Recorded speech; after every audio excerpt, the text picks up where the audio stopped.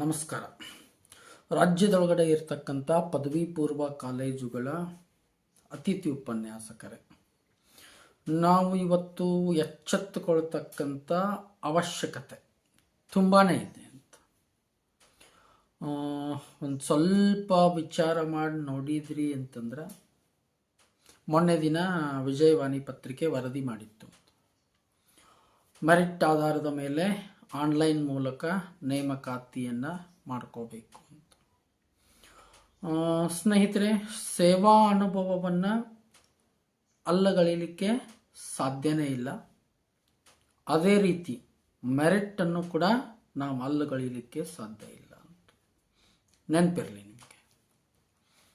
In case ಏನಾದರೂ ಬರುವ ಶೈಕ್ಷಣಿಕ ವರ್ಷದಿಂದ ಮೆರಿಟ್ ಆಧಾರದ ಮೇಲೆ ಆನ್ಲೈನ್ ಒಳಗ ನೇಮಕಾತಿಯನ್ನ ಪ್ರಾರಂಭ ಮಾಡಿದ್ರು ಅಂತಂದ್ರೆ ತಮ್ಗೆಲ್ಲ ನೆನಪಿರಲಿ, ಈಗ ಅತಿಥಿ ಉಪನ್ಯಾಸಕ ಸ್ಥಾನದೊಳಗಡೆ ಇರ್ತಕ್ಕಂಥ ನೀವುಗಳು 90% ಜನ ಕೆಲಸವನ್ನ ಕಳೆದುಕೊಳ್ಳಬೇಕಾಗಿರ್ತಕ್ಕಂಥ ಪರಿಸ್ಥಿತಿ ಬರುತ್ತೆ.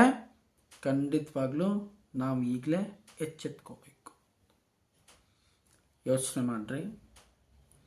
ಈ ಹಿಂದೆ MA ಒಳಗೆ ನಮಗಿರ್ತಕ್ಕಂಥ ಪರ್ಸಂಟೇಜ್ಗೂ ಈಗ ಫ್ರೆಶ್ ಆಗಿ MA BEd ಮುಗಿಸ್ಕೊಂಡು ಬರ್ತಕ್ಕಂಥ ಆ ಅಭ್ಯರ್ಥಿಗಳ ಪರ್ಸಂಟೇಜ್ಗೂ ತುಂಬ ಅಜಗಜಾಂತರ ಇದೆ.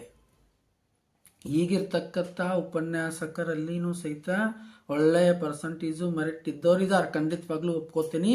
ಬೆರಳೆಣಿಕೆಯಷ್ಟು, ಕೇವಲ ಒಂದು 10% ಜನ ಉಳ್ಕೋಬಹುದು. ಇದು ಏನು ಅಂತಂದ್ರೆ ವಾಸ್ತವ ಸತ್ಯ.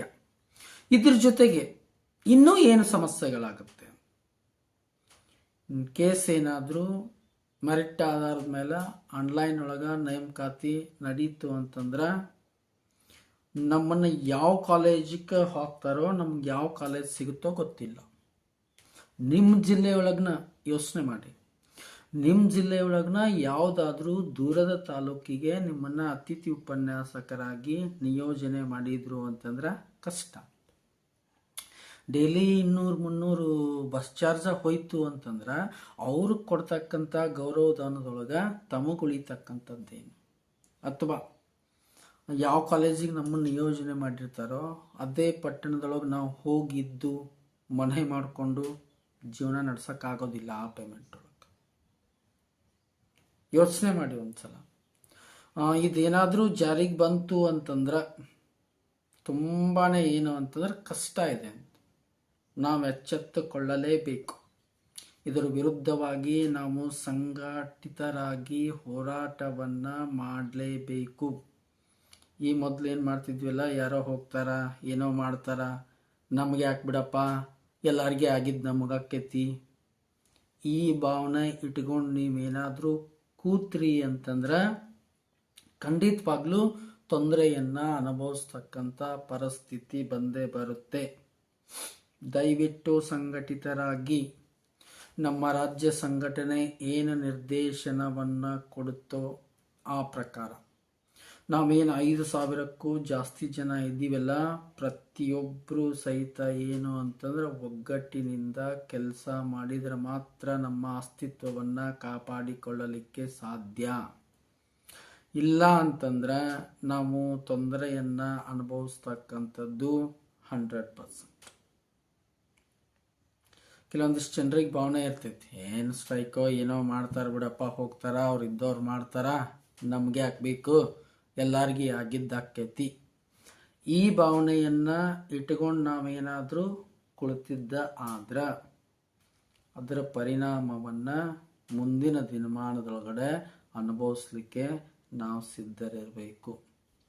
ಈಗಾಗಲೇ ರಾಜ್ಯ ಸಂಘಟನೆಯವರು ನಿರ್ದೇಶನವನ್ನು ಕೊಟ್ಟಿದ್ದಾರೆ.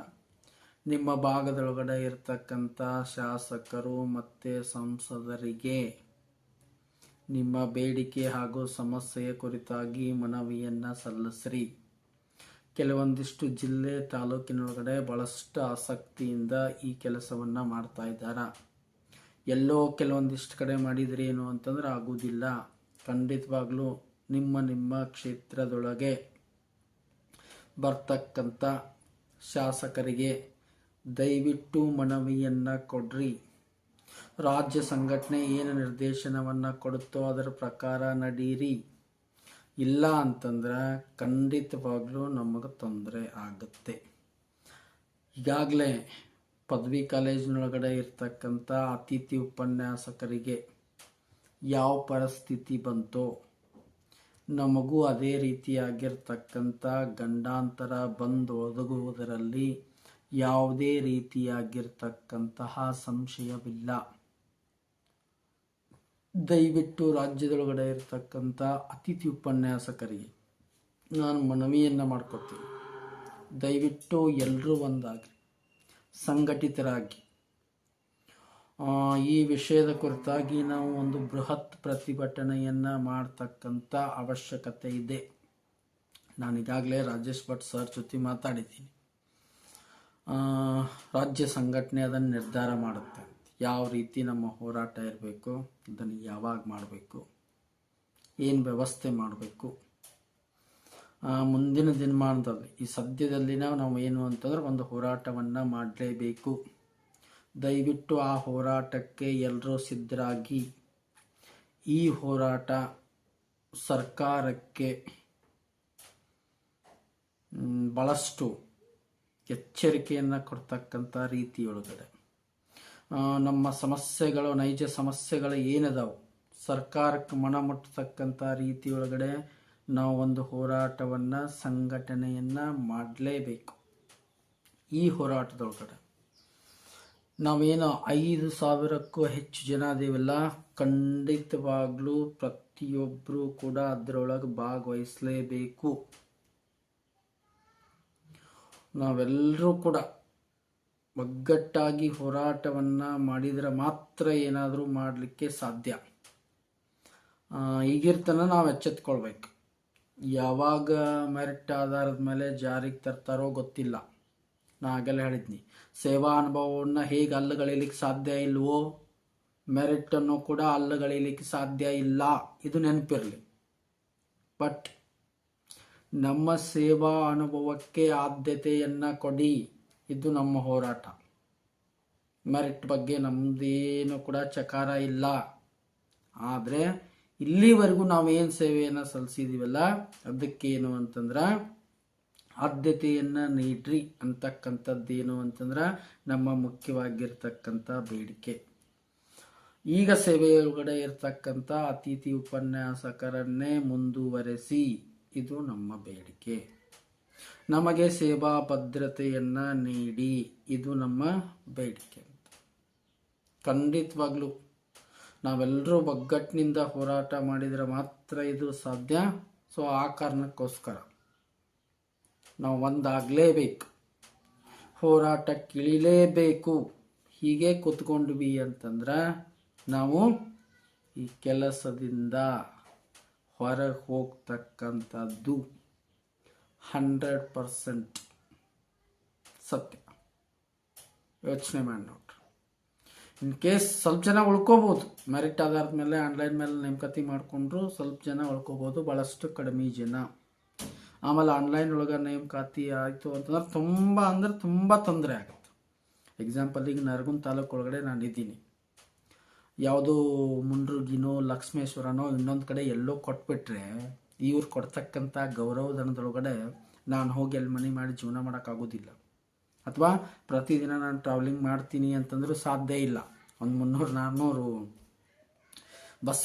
ಬಸ್ ಚಾರ್ಜ್ಗೆ ಹೋಗ್ಬಿಟ್ರೆ ಉಳಿದಿತ್ತು ಏನು ಮಾಡೋದಂತ ಅಲ್ಲಿ ಹೋಗಿ ಯೋಚನೆ ಮಾಡಿ ನೋಡ್ರಿ. ನೀವು ಭಾಳಷ್ಟು ಸಮಸ್ಯೆಗಳಿದ್ದಾವೆ.